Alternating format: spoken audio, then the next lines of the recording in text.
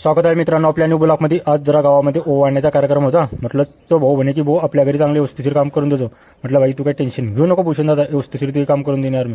मोरगावला केला टाटा मित्रांनो, खिरोळला काम होते पण आपण टेस्टगीस केली। मित्र आपल्याला भेटायला आले ते म्हटलं मित्रांनो तुमचं सहकार्य असेच राहू द्या यार। हे पहा मित्रांचा गुरुचा वाजा ह्या खूप चालत होता पहिले, पण आता कमी चालतो। तर मित्रांनो याची एक झलक पाहून घ्या तुम्ही कसं काय।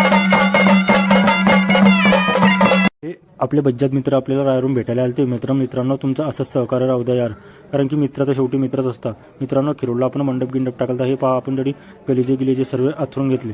जा लाजवाब काम चालला यार, हमें भी किसी के पीछे नहीं खड़े होते, हम जहाँ पे खड़े हो जाते वो आशीलांचल हो जाती। खिरोळवाल्याला सुद्धा केला टाटा मित्रांनो, आपण जाऊ कुठेतरी बाहेर आता। उन्हाळ्याचा जीव कसा खाली वरे होत होता, म्हटलं चाल भाऊ मठ्ठा गिट्टा पिऊन घेऊ यार, कारण की मठ्ठ्याचे पर्याय नाही। हे आपला जानी दुश्मन आहे यार मित्र, पण तरी बी याला वागुना पडतो यार।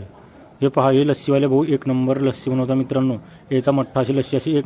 मित्रांनो रावेरवाल्यांना केला टाटा, भेटू पुढच्या ब्लॉगमध्ये।